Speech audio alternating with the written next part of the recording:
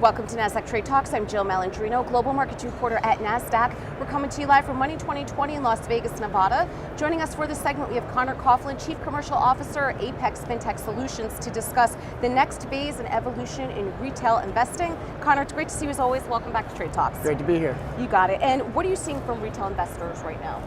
So I think through 2019, 2020, COVID, the GameStop era, a lot of trends and tooling and innovation was focused on helping retail traders really take advantage of what was happening in the market, which was everything going up and to the right.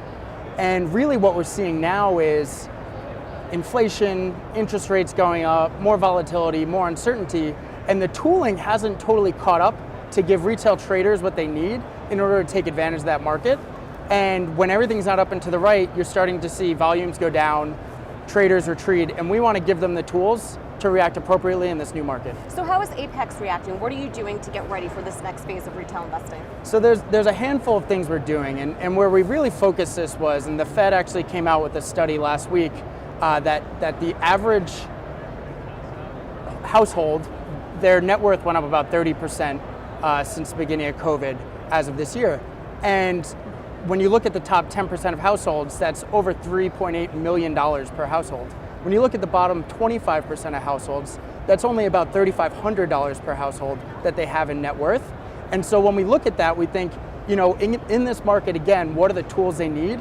The tools are only made for that higher echelon of family, and they're not made for the everyday investor that might only have $3,800. And so as we went into this year and said, what are the tools that people are going to need to be successful in this market, given all of the different factors taking place? We said fixed income was a really obvious one. There's higher yield. How do we make that a better experience? How do we create direct indexing that's going to be able to fit into a smaller account so that everybody can get that custom portfolio, no matter the size of their holdings? And then finally, making things like liquid alts and interval funds more accessible to lower buy-ins. It's interesting because one of the key themes at Money 2020 has been the conversation around fixed income demand, and your data showing you the same thing too from your investors.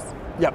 So within fixed income alone, we've seen the notional value traded on our platform this year, and our platform has almost 25 million investors, over $100 billion in assets under management. We've seen fixed income notional trading go up close to 180% this year. And so what we're really doing to lean in is saying, how do we make that even better?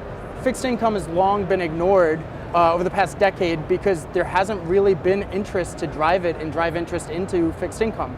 And so we've partnered up with a couple of great teams and put together more liquidity, better pricing, and fractional share trading in that fixed income. And we're super excited for the launch. It's one of the biggest launches we've ever had.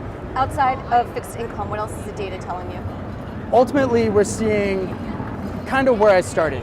Options trades right now are focused below 30-day expirations. There's a lot of single-day expirations taking place. Equity volumes are way down. Mutual fund volumes are up. Flows into managed portfolios are up. And so, again, what we thought about 12 months ago is exactly what we're seeing, is people are just retreating because there are limited tools available to them right now to take advantage of this market. So there's mutual funds, as I said, there's some fixed income.